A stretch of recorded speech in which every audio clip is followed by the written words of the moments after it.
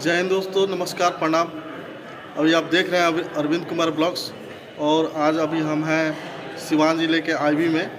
अनुसूचित जनजाति आयोग के चेयरमैन श्री शंभू सुमन जी और आदिवासी मामलों के विशेषज्ञ श्री प्रमोद कुमार सिंह जी, साथ में है महारानी दुर्गावती सेवा ट्रस्ट के राष्ट्रीय अध्यक्ष श्री मदन गोंड जी, आज सिवान जिले के दौरे में पहुंचे हुए हैं।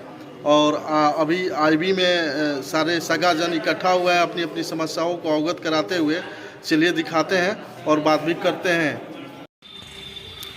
अभी देख रहे हैं जैसे कि ये सारे लोग आए हुए थे और कुछ देर के बाद जाएंगे। अभी हमारे माननीय अध्यक्ष जी अभी कल तक हैं यहाँ पे, और इस तरह से सारे लोग दूर दराज से आए हुए हैं, अभी निकल रहे हैं। ठीक है, इसमें कम्प्लीटली जो है जो सरकार का इंस्ट्रक्शन है उसका हर हाल में इम्प्लीमेंट होना चाहिए, उसका अनुपालन होना चाहिए। बाकी पीछे का जो भी चीज़ है उसको हम एक एक करके देखेंगे भी। जब भी समय मिलेगा तो हम किसी न किसी प्राइवेट स्कूल को हम विजिट करने खुद से भी आएंगे। तो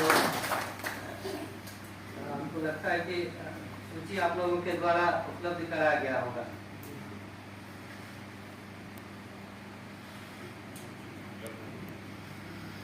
यही है ना,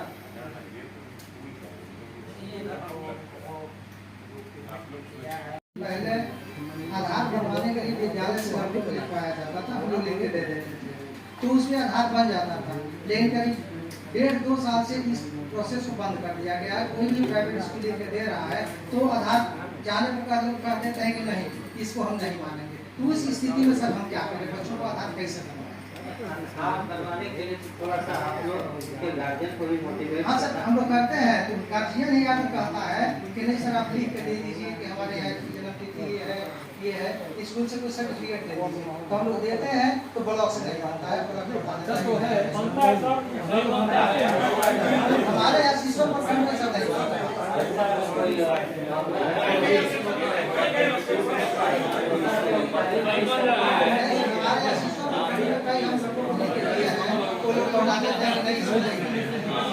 बना रहा है। एक साल में बोलेंगे 700 बच्चे थे, 700 बच्चे।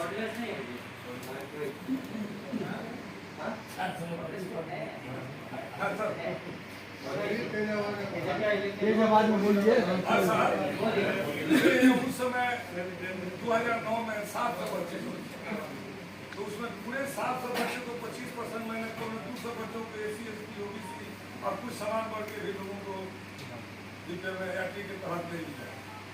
700 में पूरे 200 और वे में 9, 10, 11, 12, 13, 14 तक जब 14 का रजिस्ट्रेशन मिला तो पता चला कि नहीं 1 क्लास में 25% जो भी एडमिशन होगा 1 क्लास में 25% दिया जाएगा। तो उस समय अब जो दे दिए थे उनको आज तक हम हो रहे हैं, लेकिन अब 14 के बाद जो नया 1 में एडमिशन किए वो 25% हमने दिया।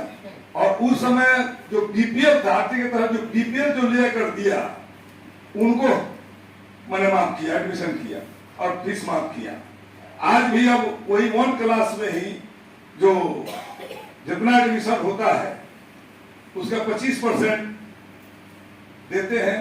और जो कार्ड पहले तो बीपीएल में जरूर कार्ड रखा हूं उसका जेरेक्स करा करके, लेकिन अभी जो जाति निवास आधार ये अभी सब आधार कुछ कम लोग को लिए हैं, लेकिन अब हम सभी लोग इसको लगभग वादा करते हैं कि अभी जो ये है आने वाले दिन में नया सत्र में जो हम एडमिशन करेंगे आधार जाति आय निवास सब हम लेकर के एडमिशन करेंगे, तो ये वादा करते हैं।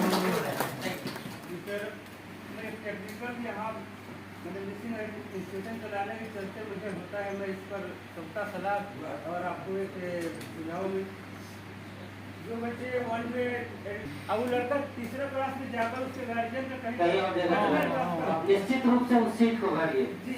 इसमें कहा प्रॉब्लम, इसके लिए आपको मैं बधाई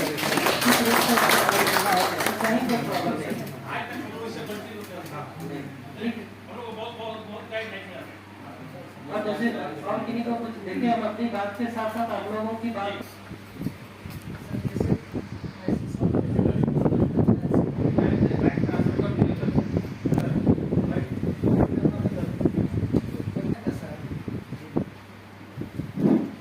मुश्किल से 10 SC ST के परिवार हैं। हमारा क्षेत्र जो है OBC बाहुल्य क्षेत्र है, तो क्या हम SC ST का ही लेंगे, OBC का नहीं लेंगे? यहाँ कहीं कोई कंफ्यूजन नहीं है। गरीब परिवार के बच्चे किसी भी यही सब है। चाहे वो ST हो, SC हो, OBC हो, जनरल हो, दूसरी बात ही नहीं है। दूसरी बात लेकिन क्योंकि पिछड़ा हुआ रहता है ST SC जहाँ नहीं है, तो क्यों नहीं हम और समुदाय का अल्पसंख्यक हो, ST हो, SC OBC है, जनरल के बच्चे हैं, सबका लीजिए। जो गरीब परिवार से बिलोंग करते हैं सब लोग एलिजिबल है। ये में आपने पैसा का उठाव किया, ये सेकेंडरी चीज है, ये तो हम देखेंगे। लेकिन किस सत्र में कितने बच्चे का एडमिशन लिया सत्र वाइज, उसका हमको डाटा हर हाल में चाहिए। इसके लिए हम आपको, आप सबको जितने प्राइवेट स्कूल के संचालक हैं यहाँ, हम आपको 1 सप्ताह का समय दे रहे हैं। आप उसको अपडेट करके मेरे आयोग के कार्यालय, मैडम आप नोट कर लीजिए, आप DO साहब को अवेलेबल करा देंगे सूची सत्र वाइज प्रत्येक स्कूल का। DO साहब को अवेलेबल करा देंगे सूची, और DO साहब के माध्यम से मेरे आयोग कार्यालय में 10 दिन के अंदर, 1 सप्ताह में यहाँ आप लोग कर देंगे, 10 दिन के अंदर मेरे आयोग के कार्यालय में मिल जानी चाहिए।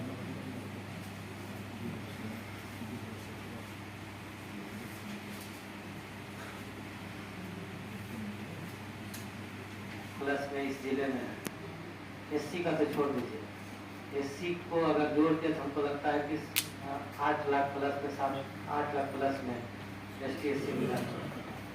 उसके एवरेज से आप रेशियो निकालिए तो हर प्रखंड में कितनी आबादी है, और हर प्रखंड में प्राइवेट स्कूल है, और बच्चा मिले नहीं ST SC का, गरीब परिवार के बच्चा ना मिले, ये तो हो ही नहीं सकता। इस सब में से सर हम लोग का विशेष यही ध्यान रहेगा कि हम लोग 1 किलोमीटर के दायरे में उस बच्चों को लेकर रहे हैं।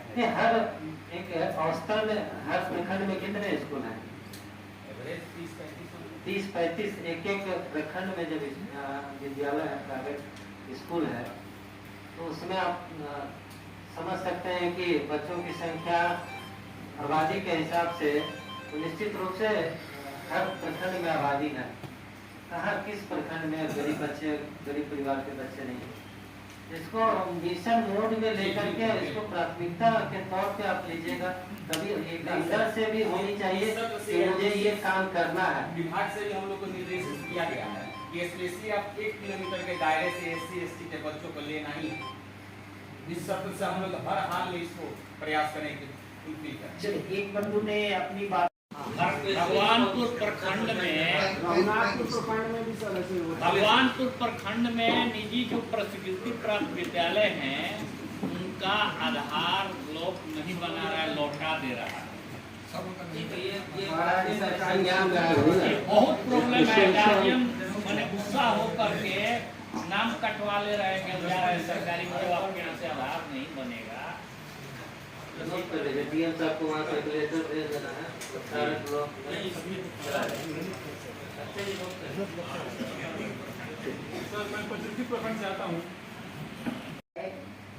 दूसरी बार 1980 में कुछ जिलों में, उसमें सिवान भी था, जिसमें ये विवाद उठाया पॉलिटिकली तरीके से, वो भी बिहार सरकार ने रिजॉल्व कर दिया था और बता दिया है कि नहीं है, और वो आज भी अनुसूचित जनजाति में है। बाद में फिर 2007 में माननीय नीतीश कुमार जी जब ये बने, मुख्यमंत्री बने, तो उन्होंने एक स्पष्ट नोटिफिकेशन निकाल दिया है, आपके पास भी होगा, हमारे पास भी है, कि जैसे लोकल में स्थानीय काम करते करते कोई बोर्ड कह रहा है, कोई कुछ कह रहा है, ठीक है, तो 2-3 शब्दों पर उन्होंने स्पष्ट नोटिफिकेशन निकाल दिया है कि सभी गूढ़ जनजाति ही हैं और इसमें कोई विवाद का मुद्दा नहीं है।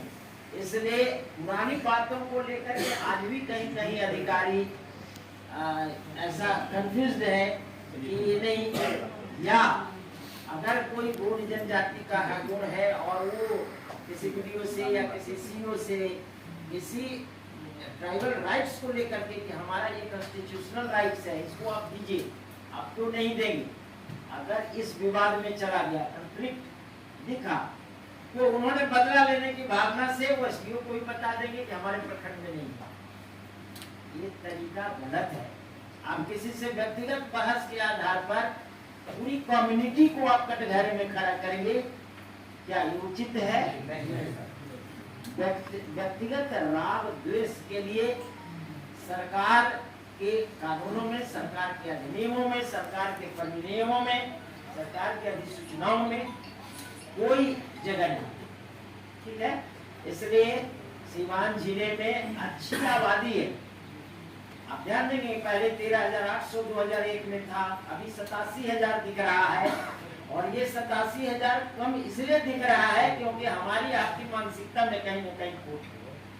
हम अभी भी उस दुराग्रह से ग्रसित है कि गोंड समुदाय को गुण है तो ये अनुसूचित जनजाति नहीं है। इस मानसिकता के कारण ही आज वो कई जगह पर संघर्ष, आज भी अस्तित्व के लिए संघर्ष कर रहा है, अपनी पहचान के लिए संघर्ष कर रहा है। आप सोच सकते हैं कितना दर्द है उसका। वो अभी आप कहीं कहीं देखेंगे उसको दे देगा अत्यंत पिछड़ा जाति का सर्टिफिकेट। तो अत्यंत पिछड़ा जाति में कितना % रिजर्वेशन है, इसमें कोई बता सकते हैं कितना? अत्यंत पिछड़ी जाति का कितना है रिजर्वेशन? क्या 18% है। वो 18% छोड़ करके वो आदिवासी है, इसलिए इसी में रहना चाहता है, उसको कुछ नहीं मिले, घाटा हो जाए, नुकसान हो जाए, फिर भी वो अपने अस्मिता की रक्षा के लिए है, संघर्ष कर रहा है, गरीबी से संघर्ष कर रहा है, भूमिहीनता से संघर्ष कर रहा है। ये बात हम लोगों को समझना चाहिए, इस दर्द को समझना चाहिए। कोई आना चाहिए 1% में, क्यों आना चाहेगा? फिर भी वो कहता है कि हम गरीब हैं लेकिन हम यही है तो यही है।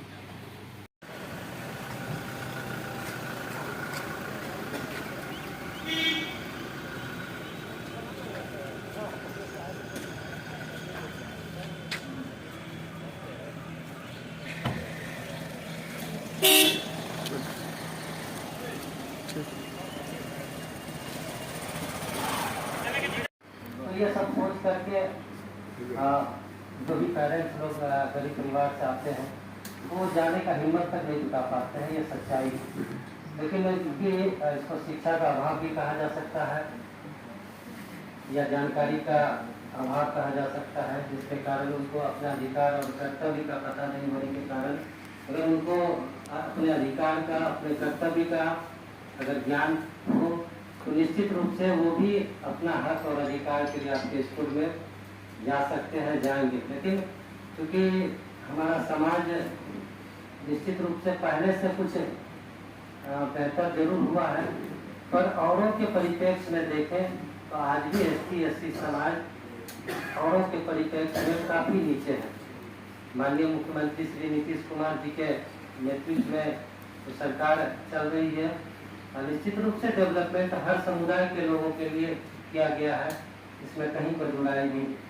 लेकिन चूंकि ये समाज, ये दोनों ही समाज काफ़ी पिछड़ा हुआ पहले से थे, तो उनको पटरी पर धीरे धीरे लाने में समय तो लगेगा और बहुत हद तक पहले से बेहतर स्थिति है। और मैंने पहले ही बताया कि औरों के परिप्रेक्ष्य में अगर हम लोग देखें ये समाज आज भी बहुत नीचे है। शिक्षा के विभाग में, शिक्षा के क्षेत्र में हो, चाहे वो सभी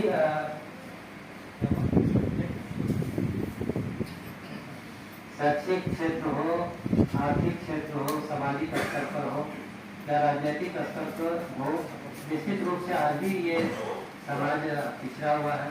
तो उनको लगा कि इस दिशा में काफ़ी पहल करने की आवश्यकता है और माननीय मुख्यमंत्री जी के द्वारा इसी उम्मीद से मुझे जिम्मेवारी भी दिया गया है। मेरे से पहले जो 3 चेयरमैन बने तो वो ये है, तो मेरा प्रयास होगा कि अपनी एनर्जी को समाज के उत्थान के लिए, समाज को सशक्त मजबूत बनाने के लिए हम अपनी एनर्जी का यूटिलाइज करें, ये मेरा प्रयास है। क्योंकि सरकारी स्कूल में तो संकट नजर रहता है, जो सच्चाई है। सारे पदाधिकारी लोग विजिट करते रहते हैं, सीनियर पदाधिकारी जाकर के प्रखंड स्तर का हो, जिला स्तर का हो, लोग विजिट करते हैं। लेकिन हमको लगा कि ये पहल भी बहुत जरूरी है कि हमारे गरीब परिवार के बच्चे, ST SC के बच्चे जो है हमारे प्राइवेट स्कूल में भी पढ़े। ये मेरे लिए प्राथमिकता के तौर पर इस चीज़ों को मैंने लिया। पूरे बिहार के हर एक जिला में जहाँ भी मैं जाता हूँ, पहला सभी पदाधिकारी के साथ मैं मीटिंग करता हूँ।